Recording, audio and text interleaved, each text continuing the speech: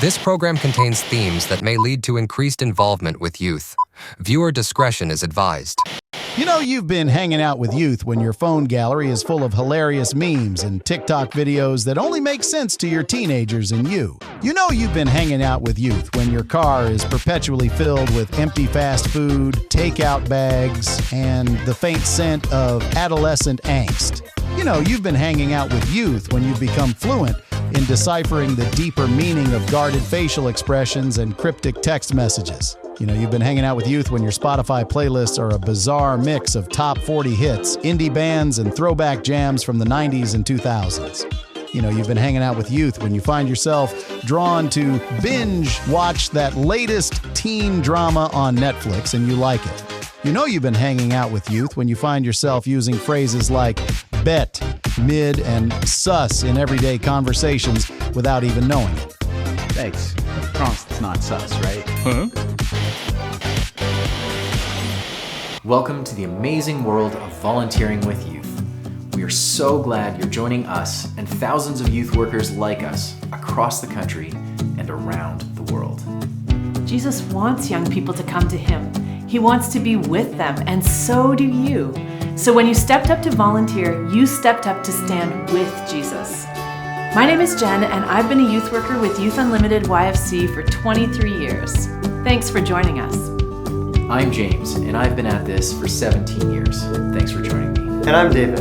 I'm just starting into this whole thing, and so far, I've got to say, it's an amazing roller coaster ride. I've learned a ton, and it's been a time that has changed and shaped me in ways I wouldn't have imagined. And that's the one thing we can guarantee as you step into the world of youth ministry.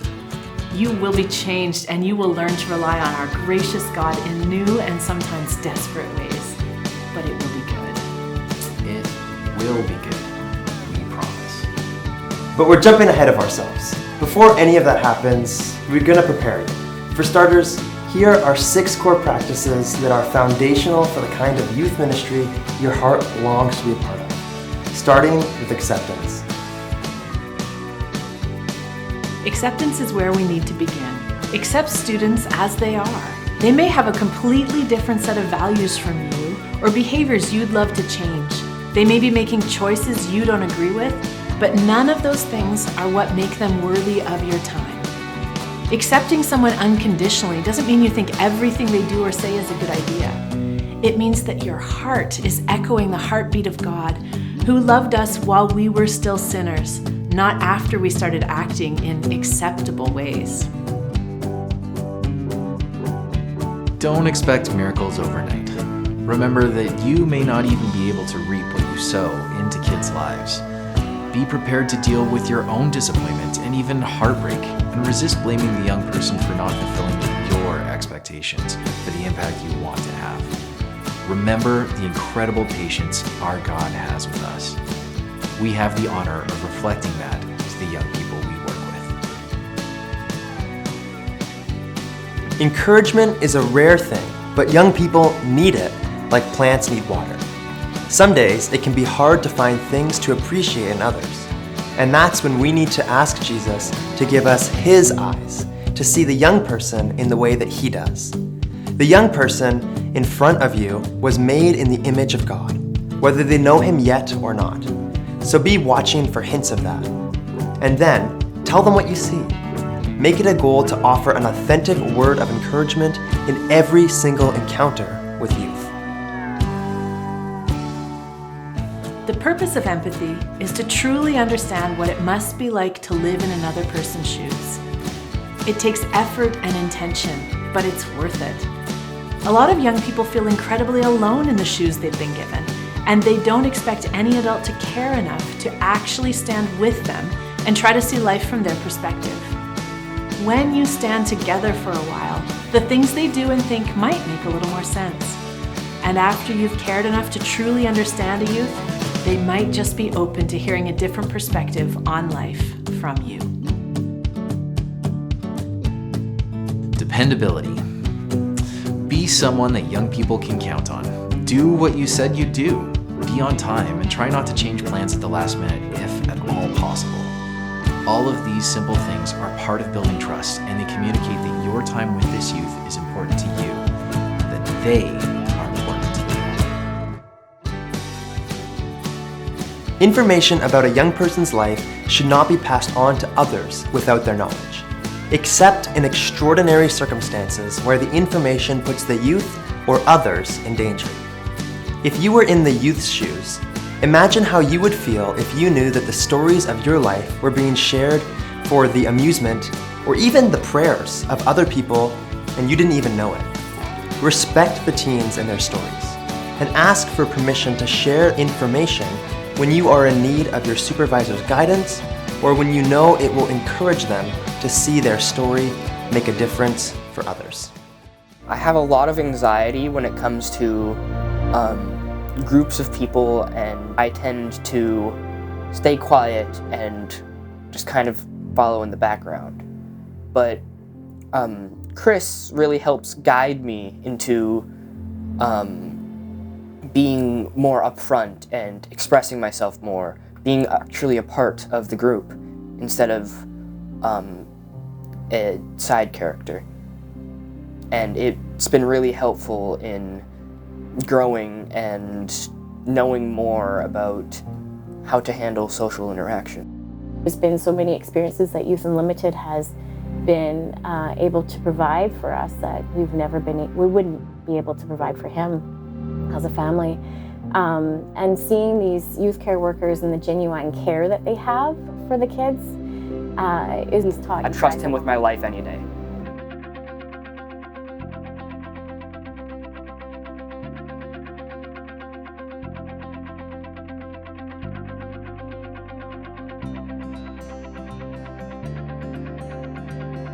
If social networking has taught us one thing, it's that people crave connections.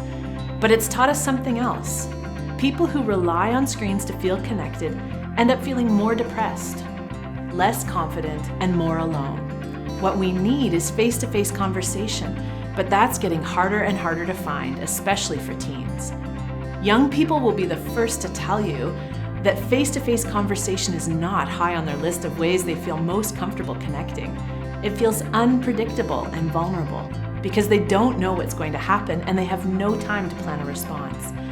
But hiding from the uncertainty of conversation often leaves teens avoiding the very thing that will actually fill their craving for connection.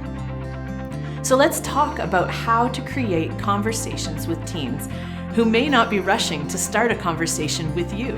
For starters, we've got to embrace the awkwardness. Expect it and choose to sacrifice your own sense of security for the sake of teens. That probably means you need to choose to be one of the only people in the room not looking at your phone. And that can feel downright naked. I get it. Hiding behind our phones makes us feel safe, but it doesn't welcome conversation.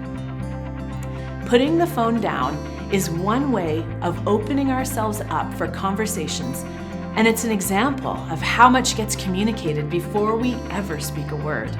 Smiling, not in that creepy way, but in a pleasant way.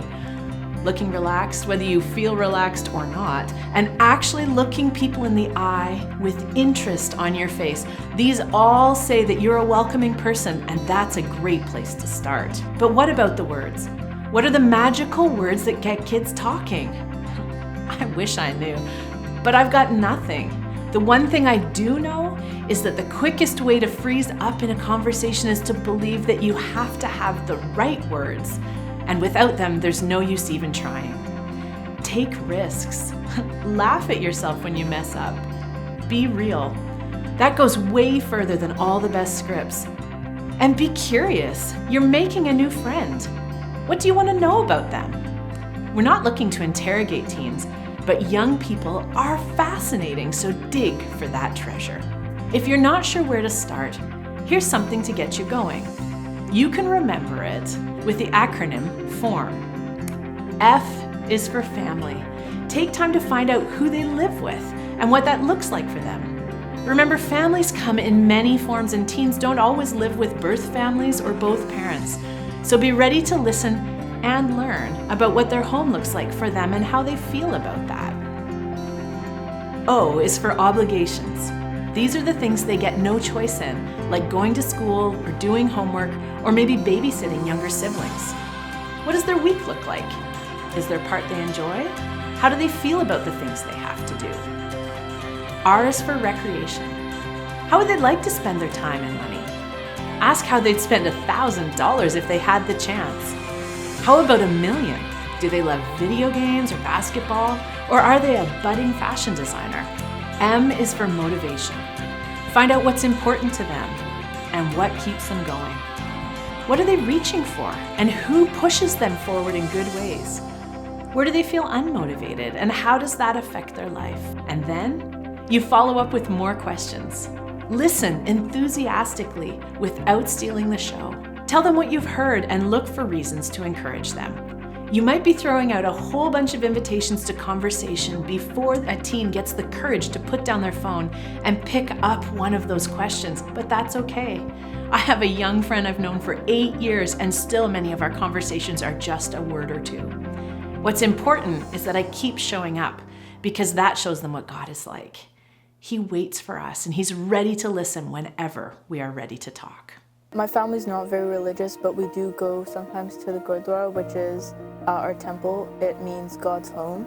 And I've told Jen about my Sikh religion, and she shared her religion with me as well. And we found some connections, and I just feel really comfortable talking about things like this with her, because she likes to really understand what I'm saying, and she makes connections so that we feel connected.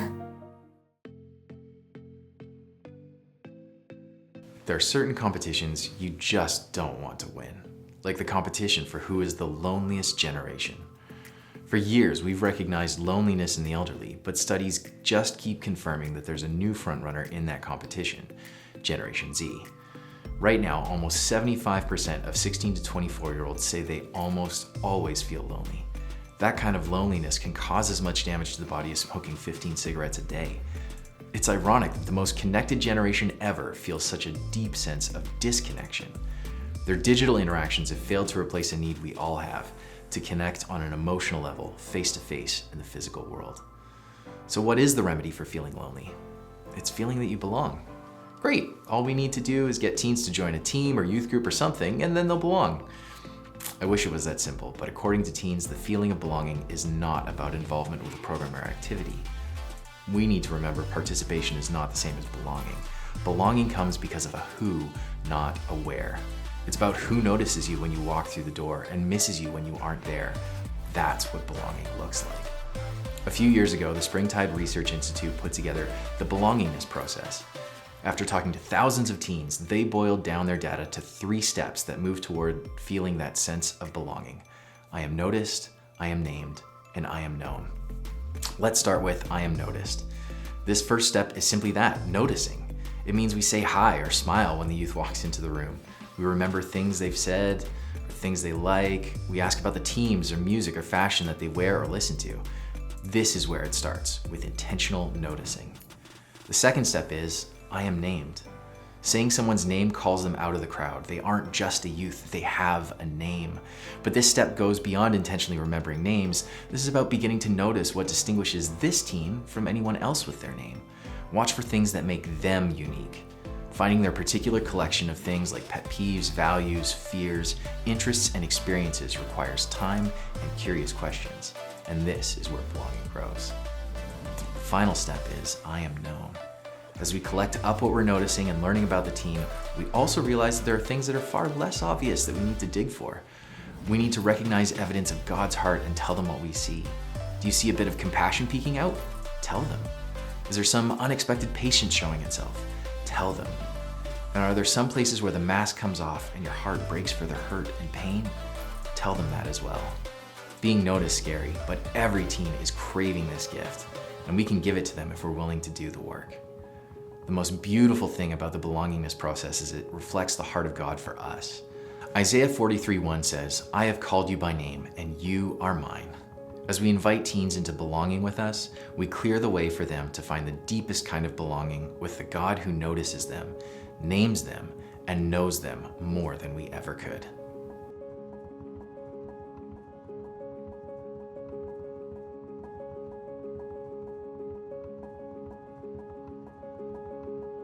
I was born into a family that struggled with addiction. Brokenness and loss was all that I knew, and I just remember feeling hopeless and questioning if this was all there was for me.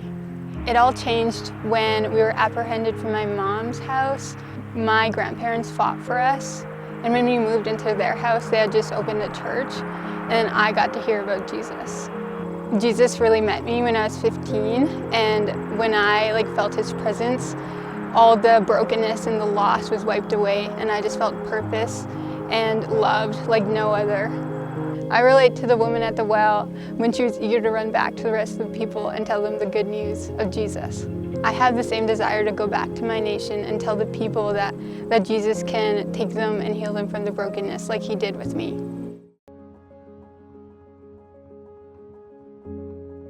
This video is one I wish we didn't have to make. But abuse, in its many forms, is one of the most serious problems facing our society today. 1 out of every 3 adults in Canada has been impacted by abuse in some form. Think about it.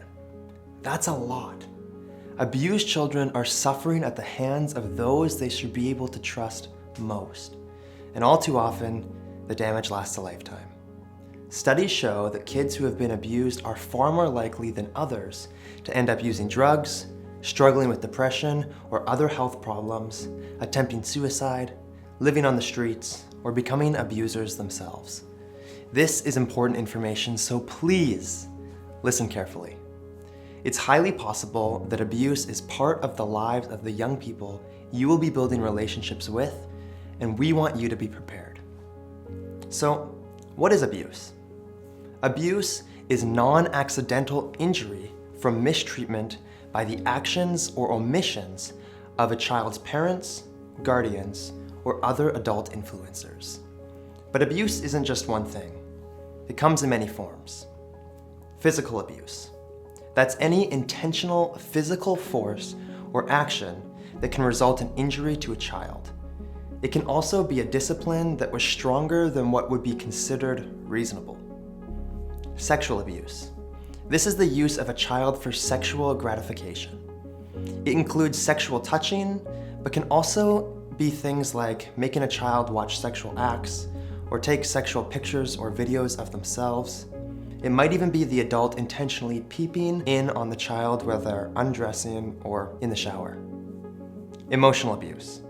This happens repeatedly through a pattern of destructive behavioral or verbal attacks that don't leave bruises but hurt just as much. It can include rejecting, terrorizing, ignoring, isolating, exploiting, or corrupting a child. Neglect. This one often is not recognized as abuse because it's not about what is done, but what isn't done. Neglect is failure to provide for a child's basic needs: food, clothing, adequate shelter, supervision, and medical care. Reporting abuse isn't an option. It's the legal duty of the person who has become aware of the abuse or suspects abuse. If you think a child is being abused, ask your supervisor to guide you in walking through the required steps of letting the Child Welfare Agency in your area know. You don't need to have an ironclad case against the abuser. You don't even need to know all the details. The responsibility to prove allegations rests with the government ministry and the police, not you. Your job is to reflect how God sees them: precious, valuable, and worth protecting. So, how do you know if a young person is being abused? 1. You may notice some warning signs. Unexplained bruises, especially on the face, lower back, thighs, or upper arms, or different colored bruises indicate that they are at different stages of healing. Having sexual knowledge not usual for their age in their language or behavior, lack of proper hygiene or proper clothing for the weather conditions, taking inappropriate responsibility for the well-being of younger siblings, making comments about living in a neglectful environment like not having eaten or being locked out for days, becoming anxious and fearful around adults after being outgoing and friendly, constant physical complaints such as sore throats or stomach aches that have no medical explanation, a fear of going home. These are all warning signs. They don't necessarily mean abuse is happening, but when one or more sign is repeatedly showing up in the same child, it's time to gently say, "Would you tell me about what is going on at home? I've seen some things that make me concerned for you, and I'd like to help." Another way to recognize abuse is if a friend of the youth hints or even outright tells you about it. If this happens, you need to ask the teen about it directly. But first, talk with their friends about doing this together, so they can express their concerns and support alongside yours. Abused and neglected children almost always show signs of their suffering. But with teens who've been in abusive relationships over time, the abuse has almost become their norm. It's something they've learned to live with. But just because the teen is coping, it doesn't mean that it's all right. We need to communicate the value young people have in our eyes and in the eyes of God, by helping them recognize that abuse in any form is not okay. And there's a third way you may recognize abuse. They may tell you. This often starts out by asking if you can keep a secret. And the answer to that is, I don't keep secrets that might allow my friends to be harmed because I care too much about them to let that happen. If a youth does choose to tell you about abuse, here are a few things to remember. First, stay calm.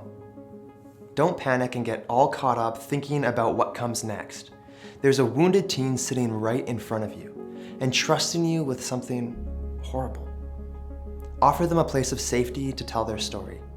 Give them your full attention. Listen with your whole body. Use your eyes, your ears, your facial expression, and your posture to let them know that you are entirely there for them. Secondly, let them know that they did the right thing, that you believe them, and that they are strong because they're refusing to keep this harmful secret, because they're talking about it. Thirdly, be sure to tell them that you're sorry this happened. Let them know that it's not their fault and that this doesn't define them. Their life and their future is more than this awful thing. Lastly, don't say everything will be fine now. It may take a lot of time before everything is fine again. But remind them that they aren't alone in this anymore. After you've listened calmly and compassionately, you need to let the young person know that you are required by law to share this information with child welfare services so that they and their family can get the help that is needed.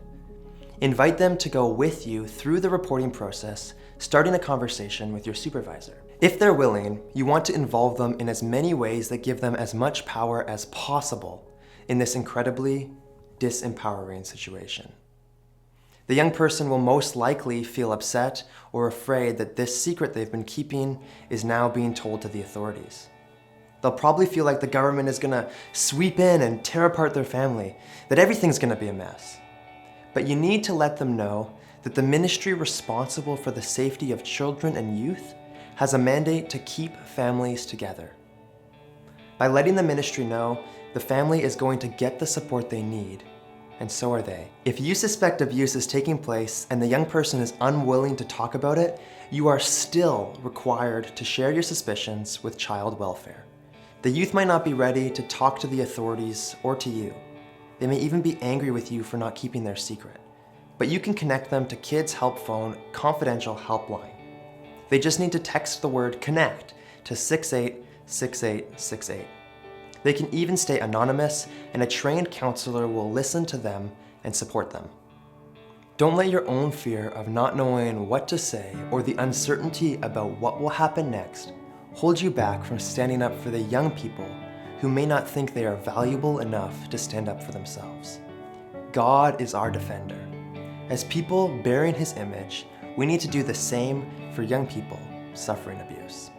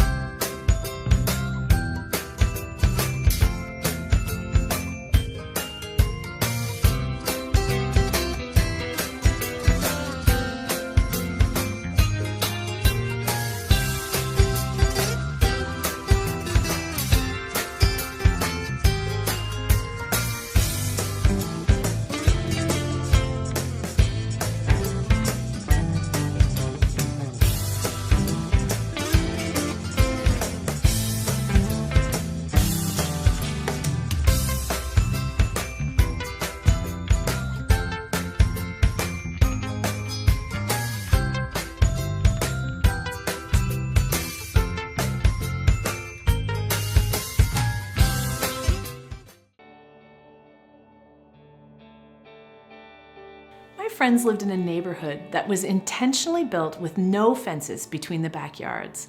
It was one of the things that drew them to that house because it felt so hospitable, with nothing standing between them and their neighbors. But when lawn mowing season came around, it became obvious why boundary lines can actually be good for relationships. Boundaries help us know what is ours to do and what isn't. They provide us with edges to guide and direct us. As youth workers, boundaries can release us to love well in ways that aren't going to be harmful to the youth or to us. Walking with young people over time can be exhausting. And we want to be sure that we consider a few things that will help you to care for teens and care for yourself. First, avoid extremes. At the edges, poor boundaries might mean being over-involved in dependence-creating ways or holding back with rigidity in an attempt to protect ourselves from being used or taken advantage of. Both of these are actually harmful to the youth and come out of our need to feel important or safe. When we're frustrated with the youth, because our needs are feeling unmet, it's a clear sign that we haven't created healthy, balanced boundaries to define how and why we involve ourselves with young people. Second, ask, don't tell.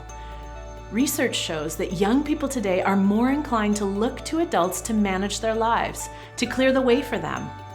Although it feels good to step in and provide the answers, this can rob teens of the chance to learn and grow. You might even be really sure that you know what they should do, but hold back. Always lead with a question first, like, what do you think? Or how do you think that would help or harm the situation? Whether it's conversation about relationships or the future or faith, we need to be aware of never pressuring a youth to make the decisions that we would. Instead, we get to love unconditionally along the journey as we invite them to reflect, question, and discover. It may take longer, but truth that is discovered is the truth that remains. Third, set your availability. As a young youth worker, I remember telling a teen that I would drop everything if she ever needed me. What I didn't understand in that moment was that she felt she needed me a lot. Our desire to communicate that we genuinely care can sometimes create a dependence that's actually harmful. If a youth's needs overshadow our other responsibilities, including our responsibility to rest, we may need to consider setting a few boundaries around availability. You might tell a teen, I'd love to hear from you, but I probably won't respond immediately, and I definitely won't respond after 10 p.m. I want to give your texts my full attention. Explain that having some set times for connecting doesn't mean you care less. It actually means that for those spaces of time, you are choosing them. Fourth, know your role. Your students have plenty of peers to be friends with. What they need is an adult to care about them and have fun with them while showing them what it can look like to be a healthy grown-up. The youth you work with are not your new BFFs. Things like special gifts or excessive messages that don't have a context like a birthday or a difficult life event slide away from a healthy boundary. Ask yourself, would a casual observer question or feel confused about your role when they see you interacting with the youth despite your good and pure intentions? Does it look like one youth stands out as your favorite? Those are great questions to use for a self-check. We also need to remember we're not their peer, but we're also not their counselor. Teens can carry some pretty heavy weights, and sometimes they need more than our listening ear. If a teen broke a leg, most of us aren't capable of setting the bone. We'd be looking for outside help and then support them in their healing. So ask your supervisor for places to connect teens to for deeper help, and then be the safe place where they can process that journey. Fifth, choose your words. As we share our lives in healthy ways, appropriate transparency is really important. Practicing appropriate transparency keeps us from sharing our stories as a way of processing our own stuff or venting our frustrations.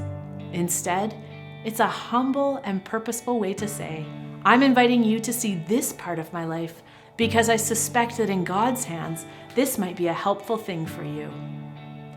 Our stories are never meant to overshadow theirs, but they can provide a picture of how a healthy, imperfect, God-loving adult navigates everyday life.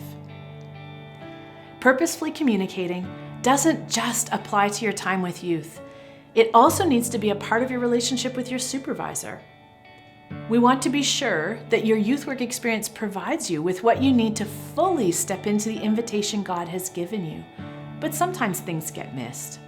So don't hesitate to ask for what you need, including guidance when you're unsure of what you should be doing or saying. Your supervisor would love to help you, but might not notice your uncertainty unless you tell them. Boundaries aren't about self-protection. They're about taking care of the things that we value so good things can happen. God has invited us into the lives of some precious teens, and He cares about our lives as well. Let's take the time to be intentional about building a relational space where both they and we can flourish.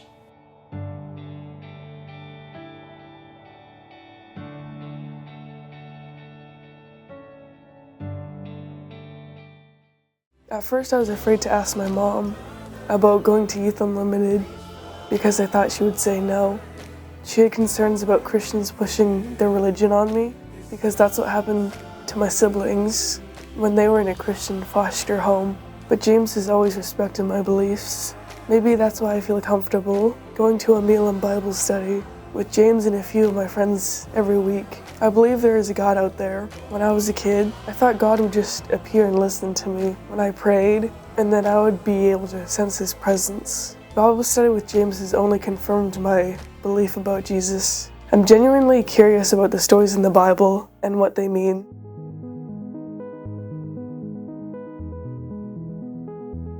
Everyone has a faith story, whether they've met Jesus yet or not. Discovering those stories together can be the beginning of some really great conversations with teens. But we often hold back because we assume that young people just aren't interested. The truth is, we tend to be way more uncomfortable talking about Jesus than others are hearing about Him. In fact, 6 out of 10 young people say they would be interested in a faith conversation with someone who listened without judgment. According to the young people, that means the kind of listening that doesn't force a conclusion, shows interest in their stories, asks good questions, and doesn't judge their behavior. Unfortunately, only 3 out of 10 of those young people said they had ever met a Christian that was like that. I wonder if it's because most of us suffer from content paralysis. We're so worried about delivering the right content that we turn what might be an interesting conversation into a really uncomfortable mini sermon. As you might suspect, that doesn't go so well. But what if Jesus was part of our regular conversations, just like the other things that are part of our lives? Funny stories, things we've noticed, or the stuff we're just curious about. What if words about Jesus showed up in our everyday conversations, not because we were trying to convince anyone about anything, but just because His presence inside us got so big, it started to squeeze out the cracks? Luke 6:45 says that out of the overflow of the heart, the mouth speaks. That's how it looks. If kids know that you are coming from a Christian organization, they're probably expecting you to talk about faith at some point. It won't surprise them when it happens. The best place to start is often to find out what they think about Jesus. You might be really nervous about asking, so tell them how you're feeling. And when you ask what they think, listen and ask questions to be sure you really hear what they have to say. After you ask about their story, consider sharing a bit of yours in places that it fits. What does that mean? If there's something you're appreciating about Jesus because of recent experience, share it. If you've read something in the Bible that fits what they're saying or thinking, share it. If you've seen God at work shaping and changing you, share it. If you're seeing glimpses of God's image in them or His work around them, share it. And if God specifically nudges you to pray for them, tell them. In fact, tell them that you pray for them regularly so that if there's something they'd like you to pray about, they can just let you know. Sharing the things we are noticing and recognizing about God helps the teen to imagine that He just might be real and on the move in their world. It's been said that the way a jeweler helps someone choose a diamond ring is to put the ring on black velvet and simply shine a light on it. It isn't all the information about the diamond that sells it, it's seeing the stone sparkle.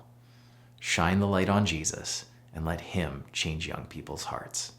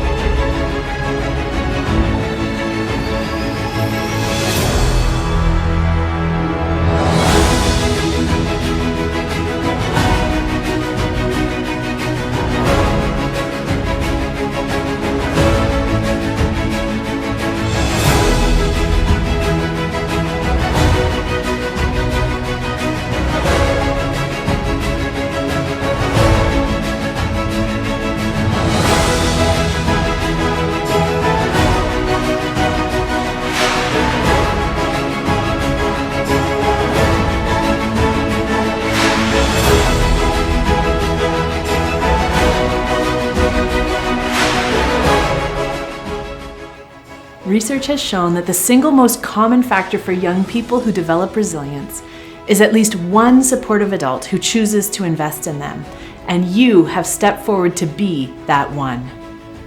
Martin Luther King Jr. said, "Everybody can be great because anybody can serve." You don't have to have a college degree to serve. You don't have to make your subject and your verb agree to serve. You don't have to know the second theory of thermodynamics to serve. You only need a heart full of grace and a soul filled with love. We hope that you feel a little more prepared to bring your heart and your soul into this journey, and we want to invite you to continue looking for ways to learn more. At lifeteams.ca, you can find all sorts of free one-bite videos, practical help sheets, and useful tools. And in the presence of God, you'll find wisdom and courage that no amount of information can provide. Remember that the invitation to volunteer is an invitation from Him. He knows that who you are can give young people a glimpse of who He is, and He is delighted to walk with you as you walk alongside teens.